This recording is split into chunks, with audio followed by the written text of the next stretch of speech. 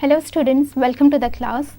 Today we'll see what community psychologists do, the skills they require, the different settings they work in, their training and educational requirements, and some of the dilemmas faced by community psychologists.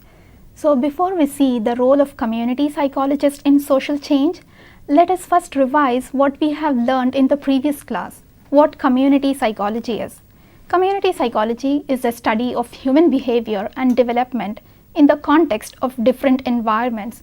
So community psychologists ask questions, explore options, and create the science and practice in which communities are the context for change.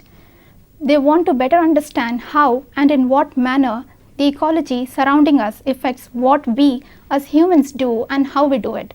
So this includes both psychological constructs as well as the physical environments. And as the physical world around us becomes more and more toxic, what does community psychologists have to say about that? Let us look at a simple case study of a couple who are living near steel mill or a copper mine and decide to have a child. After 6 years, they notice that their 3-year-old son is not picking up language very quickly and has relatively minor but significant difficulty in learning fine motor tasks like holding a spoon. So he also has significant allergies. Parents get concerned and visit their local pediatrician. They receive a diagnosis and begin a treatment regimen involving behavioral and psychopharmacological medications. And since neither parent has a history of allergies or behavioral disorders, they are at a loss to explain the problems they are having. So, in this example, to what degree can we attribute this child's disorder to the very physical environment in which he was conceived, born, and grew up? Is it just coincidence that he has received the diagnosis?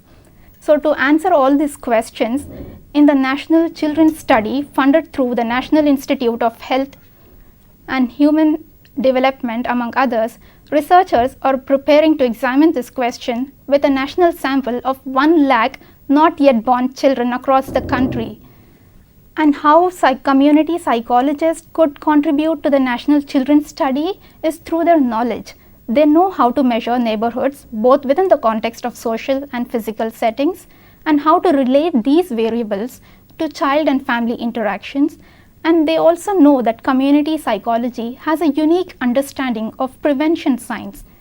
They know that community psychology has the ability to understand environmental organizational processes and their effects on conservation, innovation, and transformation of institutions. And they know that community psychology is uniquely positioned to affect and support change in systems that provide health and development services to families. Now let us go in depth and look at the various roles they play, the different settings they work in, and the dilemmas they face, etc. Well, community psychologist seeks to enhance the quality of life of individuals within society and community. Their aim is to enhance the quality of life through collaborative research and action.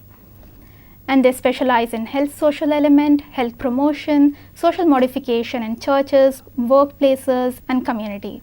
So community psychologists seek to expand helping beyond traditional psychotherapy to promote wellness. They engage in action-oriented research to develop, implement, and evaluate programs. They base their work on scientific foundation to better understand the multiple influences of the social environment on health and wellness. And they build collaborative relationships with community members, groups, and organizations to solve social problems. They also consult with and provide tools to organizations to build capacity to address social problems such as exploitation and victimization. So basically, they try to imbibe in people a psychological sense of community and promote individual growth and prevent social and mental health problems before they start. They also try to provide immediate and appropriate forms of intervention when and where they are most needed and enable those who have been labeled as deviant to live as dignified and self-controlled a life as possible and preferably as a contributing member of the society. So what community psychologists do could be put under 3 points. They try to create and evaluate an array of programs and policies which help people control the stressful aspects of community and organizational environment. And they assess the needs of a community and teach its members how to recognize an incipient problem and deal with it before it becomes intractable. They also study and implement more humane and effective ways for formally institutionalized population to live productively in society's mainstream.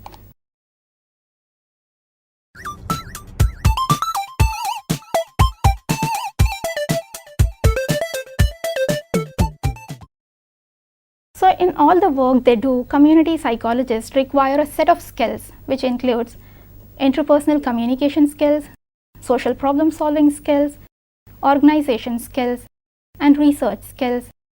So as community psychologists mostly work in collaboration with people, interpersonal communication skills are very important, and this group of skills ranges from personal communication to one-to-one and group listening skills to individual conflict resolution.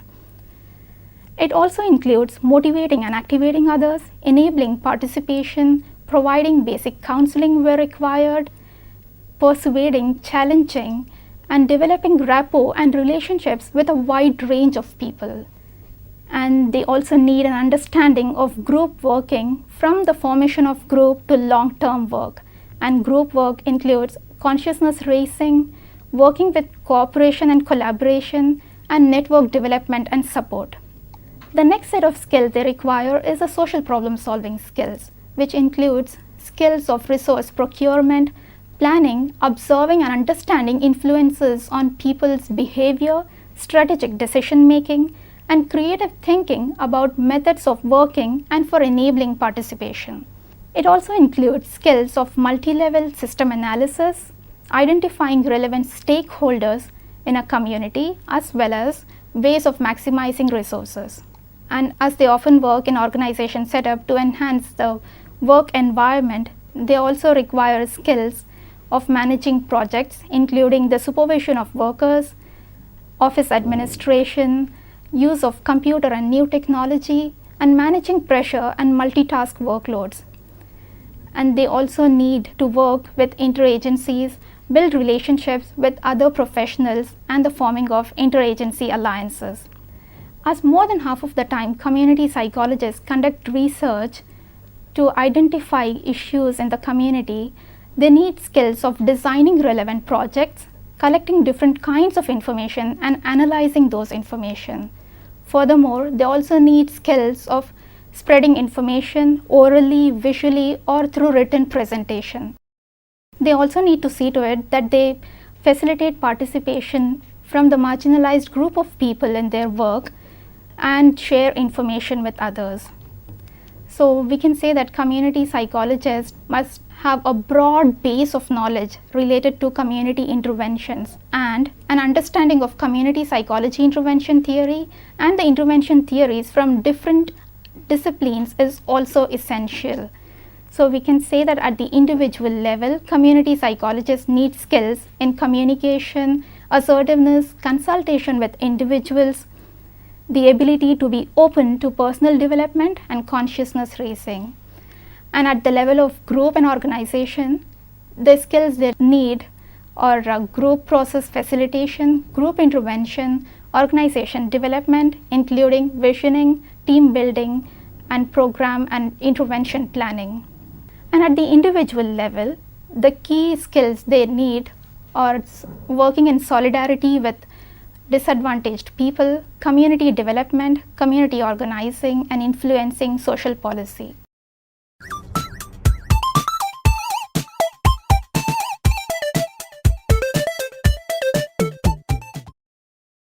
While community psychologists work in collaboration with people and de-emphasize their role as an expert, they are trained professionals who have some core competencies that includes values, social ethics, and the ability to think critically, knowledge of community psychology theory, research and action, and a host of community psychology skills.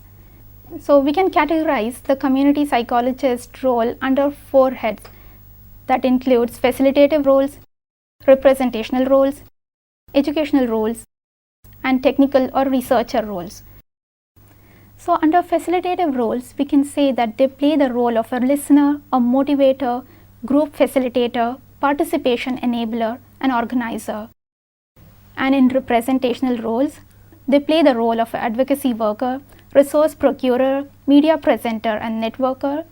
And under educational roles, they work as a consciousness raiser, informer, challenger, problem solver, and trainer. And under the technical or researcher roles, we can say that they play the role of project planner, funding and financial controller, data and policy analyzer, and evaluator.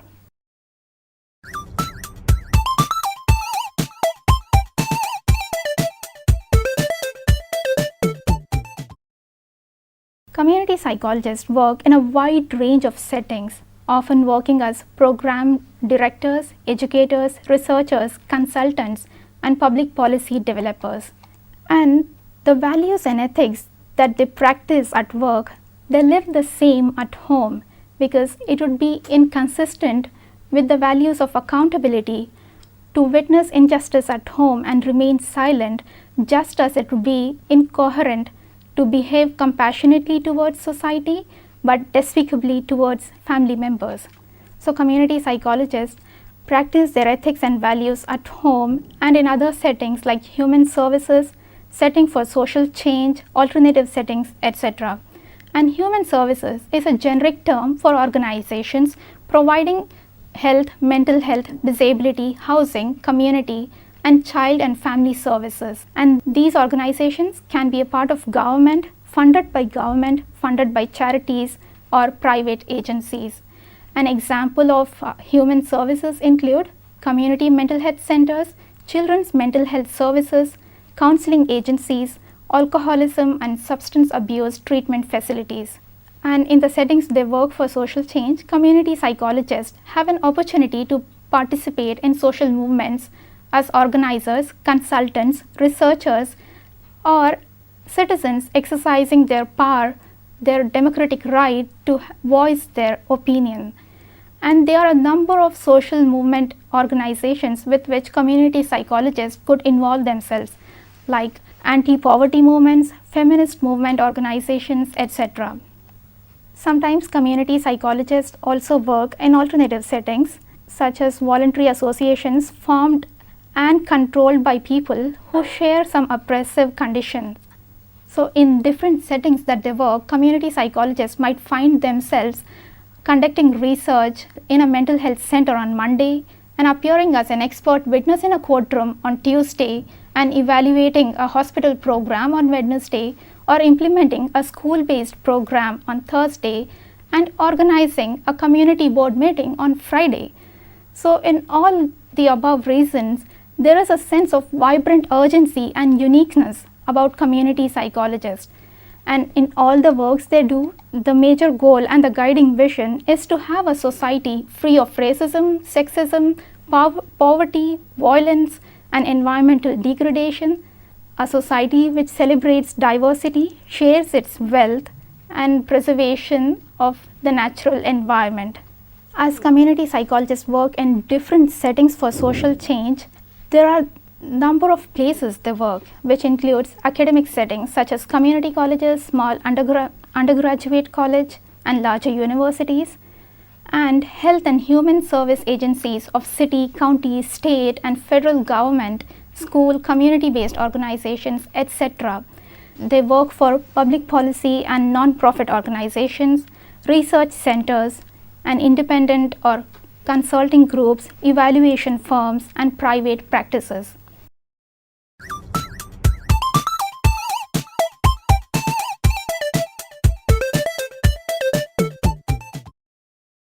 Well, most community psychologists hold at least master's or a doctorate degree in psychology. There are also community psychology programs available, and students can opt to earn an interdisciplinary degree or a general degree with a focus on community psychology topics. And some of the coursework that an aspiring community psychologist should take includes social behavior, research method, statistic, public health, organizational development, developmental psychology, sociology, social problems, and community development. So now, having seen the different roles they play and the different settings they work in and their educational requirements, let us see some of the dilemmas that community psychologists face. One of the major dilemmas they face is what right do they have to convince people to work for social change, to work up people to rebel and oppose convention. So in their view, the ethical way to proceed with this is to share their vision, their conviction and their analysis and strategies with people they work with. So they try to convince people that the change would be for the betterment of the society and for themselves. So most psychologists following the community perspective see it as their mission not just to tear down outmoded ideas and practices, but to help create or improve service organizations and other institutions. So they work to achieve the goals of providing humane and effective care and less stigmatizing services to those in need while enhancing human psychological growth and development. So the new and disparate areas of community psychology are thus bound together by a single vision, that of helping the relatively powerless in and out of institutions take control over their environment and their lives. And in doing so, community psychologists wear many hats to create society. So in creating a desirable and healthy society and community, community psychologists analyze civic life, government and workplace settings in order to understand and improve fair and diverse participation. They fight oppression and work to reduce social inequalities and work with marginalized people towards their empowerment. And they find ways to help disadvantaged individuals, make them feel more connected with their local communities. They also work with minority people to make them feel more connected towards society and develop and implement and evaluate action-oriented community-based programs. They also build relationships between individuals and community members, evaluate organizations, government and communities in order to promote participation and diversity. So we see that they engage themselves in a host of work in different settings to create that desirable society where every individual's differences would be respected and they would not be judged against one single standard. So in their work, community psychologists also face many dilemmas. As I already said, they often might find individuals who are opposed to change. So what right do they have to convince people to work for change, to oppose convention and to rebel? So community psychologists would have to convince them that the change would be better for themselves and for the society, and that the intervention that they are implementing would work in their favor.